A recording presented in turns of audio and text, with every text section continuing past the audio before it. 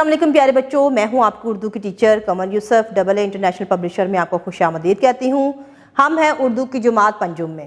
جی تو پیارے بچوں، آج کے سبق کا عنوان ہے محترمہ فاطمہ جناح۔ مشق کی طرف بڑھتے ہیں۔ نمبر 1، متن کے مطابق درست جواب کے گرد دائرہ لگائیے۔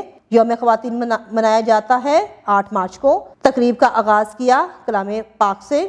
خاتون جنت لقب ہے حضرت فاطمہ رضی اللہ تعالیٰ عنہ کا۔ محترمہ فاطمہ جناح بہن تھی قائد اعظم رحمۃ اللہ کی۔ قائد اعظم کی زوجہ کا نام تھا رتی جناح۔ قیام میں پاکستان کے بعد محترمہ فاطمہ جناح نے مدد کی مہاجرین کی۔ نمبر 2، سوالات کے جوابات تحریر کریں۔ 8 مارچ کے دن سائمہ کیوں خوش تھی؟ جواب: 8 مارچ کے دن سائمہ اس لیے خوش تھی کیونکہ وہ اپنی والدہ یا بہن کو ہم جماعت لڑکیوں سے ملوا سکتی تھی۔ ب، سائمہ کی والدہ کیا کام کرتی تھی؟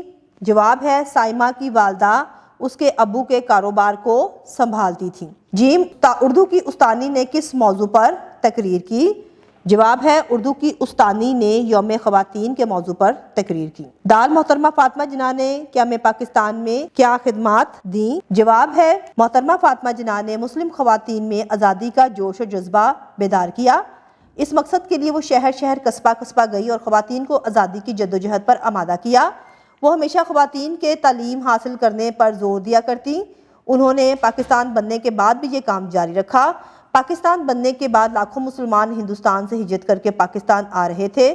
وہ اپنا گھر بار سب کچھ چھوڑ کر وہیں آ گئیں۔ ان کے پاس نہ تو رہنے کی جگہ تھی اور نہ ہی کچھ کھانے پینے کا معقول انتظام تھا۔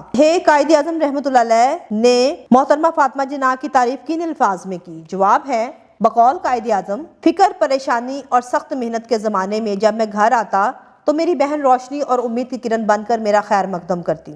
اگر میری بہن نہ ہوتی تو میری فکر اور پریشانی مزید بڑھ جاتی، میری صحت کہیں زیادہ خراب ہو جاتی۔ اس نے میری صحت اور آرام کے بارے میں کبھی لاپرواہی سے کام نہیں لیا اور نہ ہی کبھی کوئی شکایت کی۔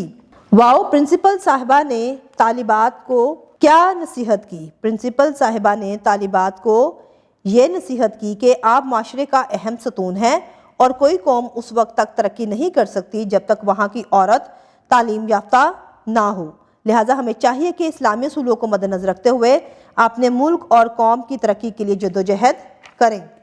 زبانی اظہار۔ نمبر 3، انٹرنیٹ سے محترمہ فاطمہ جناح کی ملی خدمات سے متعلق معلومات اکٹھا کریں اور جماعت میں تحسینی گفتگو کریں۔ لفظوں کا کھیل۔ نمبر 4، درست لفظ کی مدد سے خالی جگہ پر کریں۔ مجھے آپ سے بات کرنی ہے۔ جھوٹ بولنا بری عادت ہے۔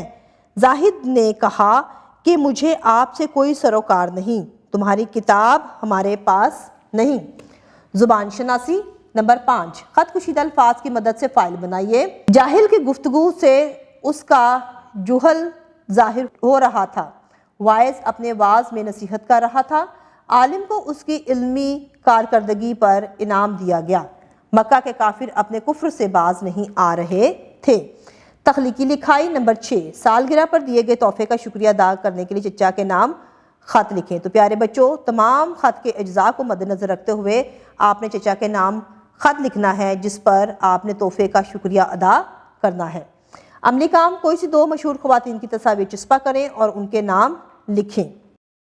اگلی ویڈیو میں نئے سبق کے ساتھ پھر ملاقات ہوتی ہے، تب تک کے لیے اپنا بہت سارا خیال رکھیے گا۔ اللہ حافظ۔